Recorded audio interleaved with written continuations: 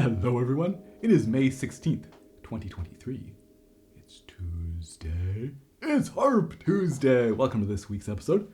So today I'm talking about a very fundamental thing about playing the harp, and that is where you want to place your fingers on the strings, what height.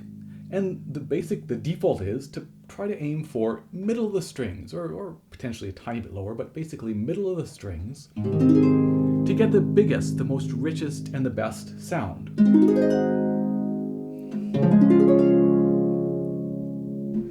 And I'm going to give you a little rule to follow when your hands are close together, which is to remember to keep the left thumb above the position of the right fingers, but a little bit lower than the right thumb. So we'll go into that in a little bit more detail. But first, as I say, just this general idea that we get our best sound by being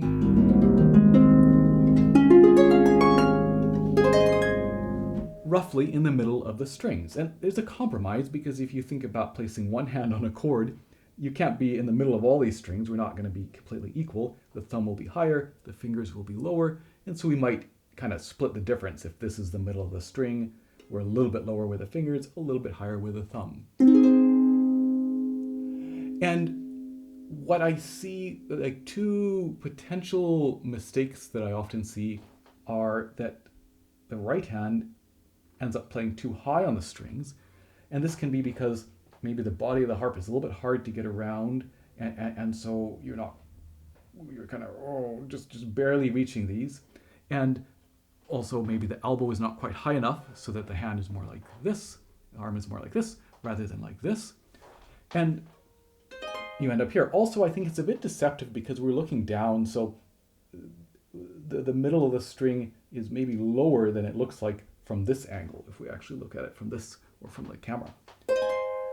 So just being aware of not getting too high with the right hand, and the opposite can be true with the left hand, that with no body of the harp to interfere, and with often the focus on the right hand, it can be easy for the left hand to start to sort of sag down the strings. So trying to keep, as I say, both hands in the middle of the strings. Now, when the hands are close together, it really matters where we place them, because there's no room to have the thumb and the fourth finger in the same place. There's not room for the two of us. So you have to make a decision in terms of where is this left thumb going to be and where is this right fourth finger going to be. Or let's say you're playing a chord that's right next to each other. So again, where are you going to place the hands? And in order to maintain that roughly middle of the string position, the thumb, so in both hands, the thumbs are always higher than the fingers, right?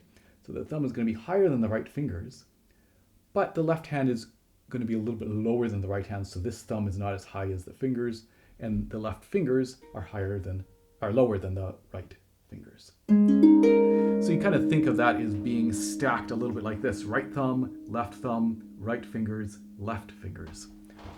And that gets you your position. Of course, if the right hand were playing the lower chord or notes or whatever, or a scale,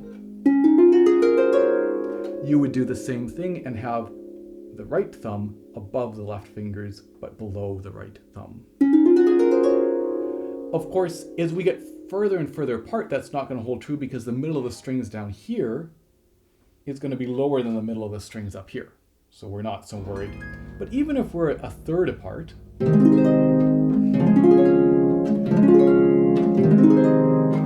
it's still a reasonable idea to keep that left thumb above the right fourth finger. Are there exceptions to that rule? Yes. As we move up the harp, the middle of the strings starts to get higher and higher quite rapidly. And as well, physically it becomes a bit hard to put this, left hand thumb higher than the right fourth finger. And so here, it's okay to have the left thumb drop a little bit beneath the right fourth finger.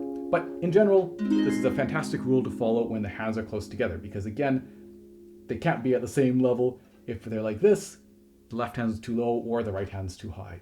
So that's where you want them, like this.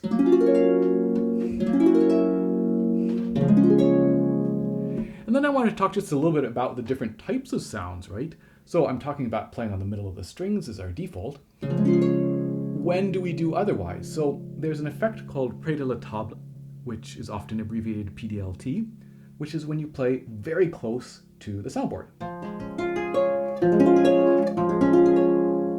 And it creates a twangier sound. Salzedo called it a guitar effect, and a quieter sound and just a different color, a different timbre. So, for example,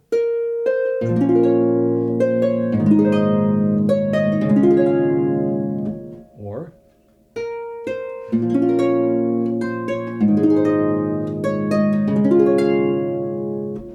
quite a different sound. And so composers and arrangers will often call for that, writing PDLT or various other symbols to tell you to play close to the soundboard. Now, it's most effective when you play it with the fingers, because even when you're playing close to the soundboard, you don't want to drop the thumb, right? You don't want to have a weird hand position. You want to maintain a sort of standard hand position. The thumb can maybe creep down a little bit, but not dropping all the way. So you'll never be able to get the thumb as close to the soundboard as the fingers. You also want to be aware with the fingers not to get so close that you hit into the soundboard, because you can actually damage the finish that way. So that's why you'll often see a fingering on a close to the soundboard passage where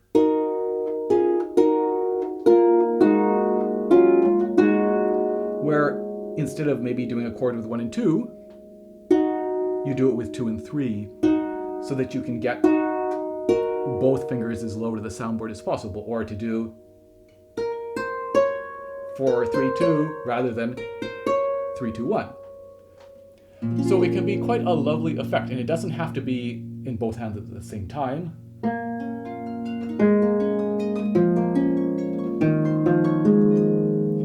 But it's it's great for like echo effects if you want to do and then an echo effect.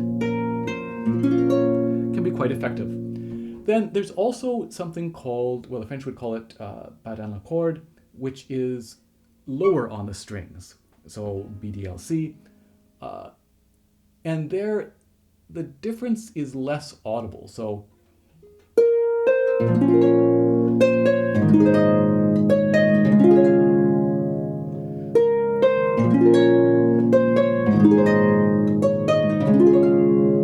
and again, of course, you can play around with going from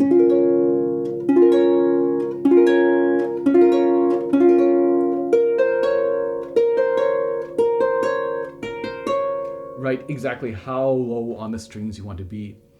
And it's less common, but you will see that in some music, and that's what it means. You might also, in the left hand sometimes, in particular in left hand, I guess, do that when you have some a low, maybe somewhat fast passage that's getting a bit muddy and you can't muffle it, but you could at least play lower on the strings to give it a little bit more clarity and less muddiness. In theory, you can play higher on the strings and get an effect similar to close to the soundboard.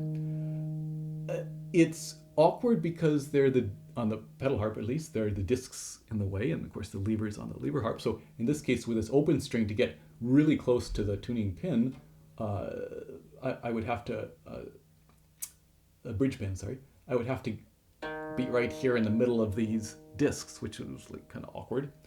And then even if it were, say, a sharp, there's these surrounding discs that feel a little bit dangerous. So you can't maybe get super close to the as you can with the, oops, you can't see that, with a close to the soundboard. But it is a different sound than here. So I don't think I've ever come across that in any of the pieces that I've played, but it is something that could be done.